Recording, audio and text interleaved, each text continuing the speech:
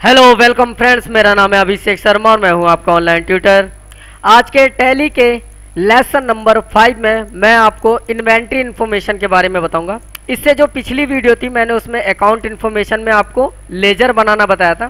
तो ये मेरा जो लेसन है वो इन्वेंट्री इन्फॉर्मेशन के ऊपर है, जिसमें मैं आज आपको बताऊंगा कि आप किस तरीके से स्टॉक ग्रुप बना सकते हैं, स्टॉक आइटम बना सकते हैं, यूनिट ऑफ मेजर बना सकते हैं।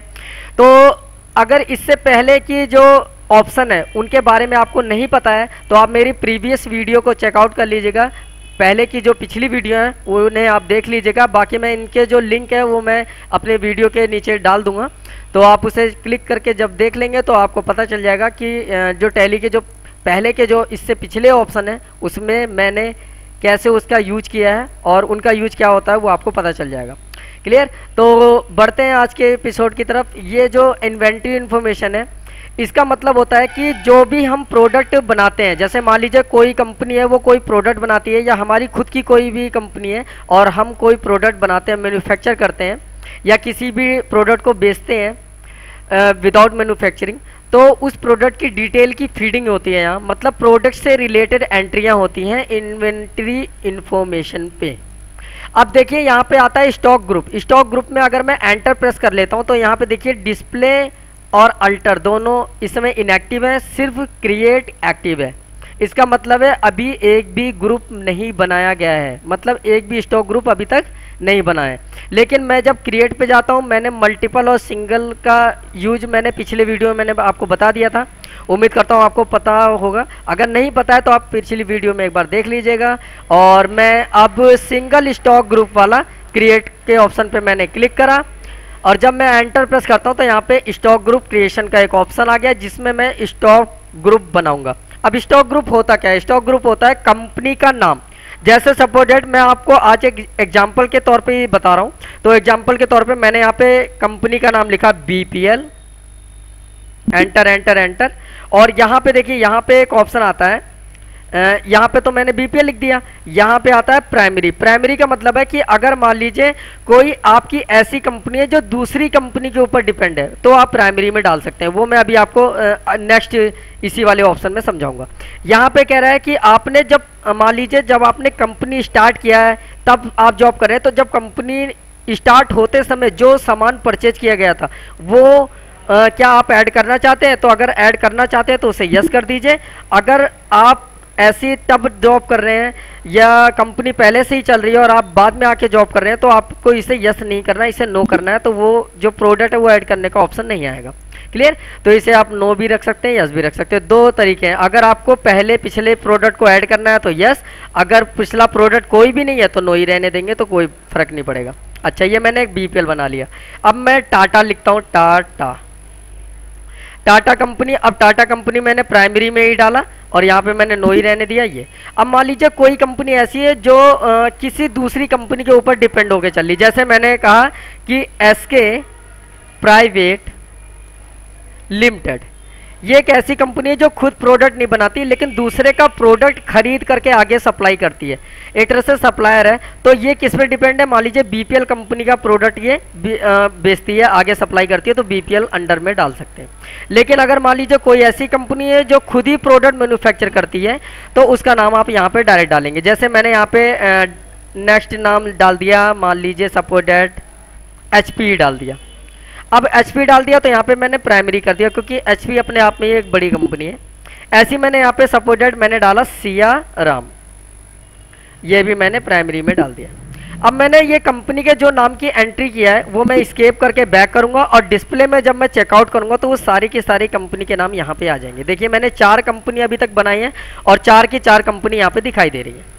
अब मैं यहाँ से एस्केप करके बैक करता हूँ और यहाँ पे आता है स्टॉक आइटम। लेकिन कभी भी स्टॉक ग्रुप के बाद आइटम बेशक के नीचे रहता है, लेकिन आपको आइटम क्रिएट नहीं करना, आपको क्रिएट करना है यूनिट ऑफ मेजर।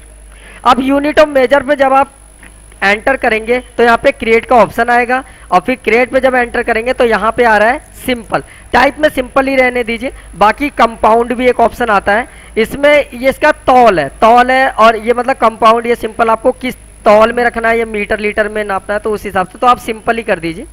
और इसके बारे में आपको आगे डिटेल में जानकारी दूंगा। सिंबल में जैसे सपोर्टेड मैंने सिंबल में डाल दिया CS मतलब पीस, और इसका फुल फॉर्म मैं यहाँ पे लिख दूंगा PIECE।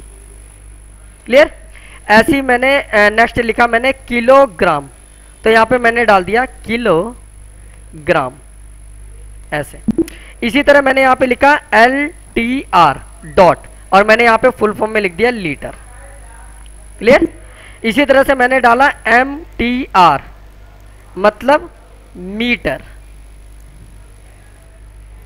क्लियर? इसी तरह मैंने डाला NOS,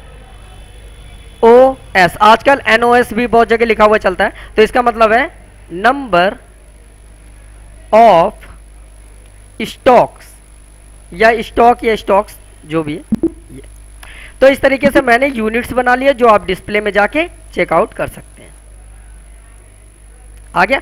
अब इसके बाद अब बारी आती है आइटम्स की, मतलब थर्ड नंबर पे आप आइटम्स क्रिएट करेंगे। बाकी इसकी शॉर्टकट की भी होती है, वो मैं आपको आगे बताऊंगा। फिलहाल आप ऐसे वर्क करेंगे तो आपको इसके एक एक के बारे में फुल डिटेल मतलब आपको मिल जाएगी और जानकारी हो जाएगी कि किसका क्या यूज है कैसे। तो क्रिएट पे जाते हैं। अब आइटम, अब मान लीजिए मैंने आइटम यहाँ लिखा TV 21 इंच। अब 21 इंच की टीवी है, किस कंपनी की? BPL कंपनी के लिए है। और किलो में तो टीवी खरीदेंगे नहीं, लीटर में नहीं खरीदेंगे, मीटर में नहीं खरीदेंगे। नंबर ऑफ स्टॉक और पीसेज में जा सकता है। अगर मान लीजिए स्टॉक के हिसाब से डालना है तो स्टॉक सिलेक्शन कर लीजिए, पीसेज के हिसाब से सेलिंग करना है या परचेज करना है तो पीसेज सिलेक्शन कर लीजिए। तो मैंने पीसेज सिलेक्शन कर लिया।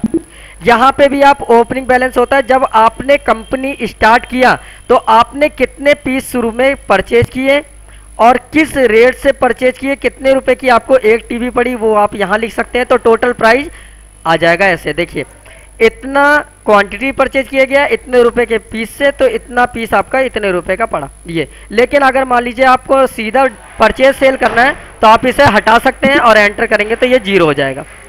इसी तरीके से मैंने यहाँ पे डाला DVD। अब DVD मैंने यहाँ पे BPL कंपनी का डाल दिया और BPL कंपनी के बाद मैंने DVD भी पीस में डाल दिया। ये चीज मैंने छोड़ दिया अभी भरना। ऐसे ही मैंने यहाँ पे सपोजेड मैंने यहाँ पे डाला स्टील। अब जो स्टील वगैरह होता है, लोहा वगैरह का काम वो टाटा कंपनी करती है, तो मैंने टाटा का स्टील डाला। और स्टील हमेशा हम किलोग्राम में खरीदते हैं तो किलोग्राम मैंने सिलेक्शन कर दिया। इसी तरीके से मैंने यहाँ पे डाला क्लोथिंग्स। अब क्लोथिंग्स जो कपड़े हैं वो मैंने सियाराम कंपनी का सिलेक्शन करा, और कपड़े हम हमेशा मीटर में खरीदते हैं तो MTR मैंने सिलेक्शन कर दिया।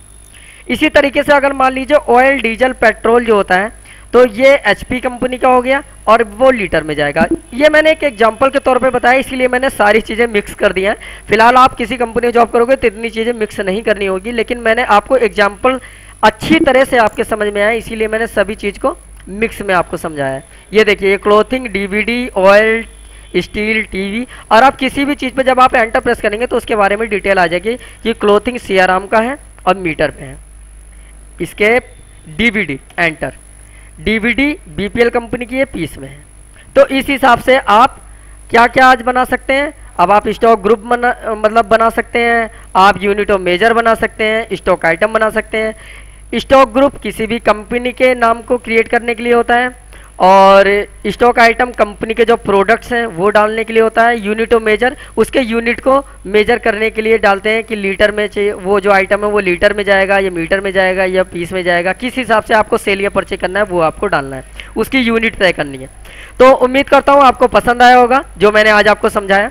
अगर आपके समझ में नहीं आता एक बार तो आप दोबारा एक बार वीडियो देखिएगा, आपको समझ में आएगा। और तब भी अगर नहीं आता है तो आप मुझे कमेंट बॉक्स में कमेंट कर सकते हैं कि सर ये मुझे परेशानी आ रही है, तो मैं वीडियो को और ज़्यादा ईजी बनाने की कोशिश करूँगा। लेकिन वीडियो ज़्यादा ही ईजी बनाने के चक्कर में वीडियो थोड़ी सी बड़ी हो जाती है, इसीलिए कई सारे लोग जो मेरे यूजर्स हैं, व्यूवर हैं, वो मुझे कमेंट करते हैं और मेल करते हैं कि सर आपकी वीडियो थोड़ी सी लार्ज हो जाती है, काफ़ी थोड़ा आप जल्दी समझाइए। लेकिन जल्दी समझाने चक्कर में फिर कंटेंट थोड़े छूटते हैं, ये भी दिक्कत है। और मेरा जो हमेशा उद्देश्य रहता है कि आपके समझ में आना चाहिए, वीडियो लार्ज बेशक हो जाए, लेकिन अगर मान लीजिए छोटी होने के बावजूद आपके समझ में नहीं आता तो फिर उससे फ़ायदा कुछ नहीं निकलेगा ना। तो ये इसीलिए मैं ऐसा समझाने की कोशिश करता हूँ कि वीडियो लार्ज बेशक हो जाए लेकिन आपके समझ में आना चाहिए। क्योंकि देखो मेरा मेन उद्देश्य है आपको समझाना, और आपका भी उद्देश्य है कि जो मैं समझा रहा हूँ आपके समझ में भी आए।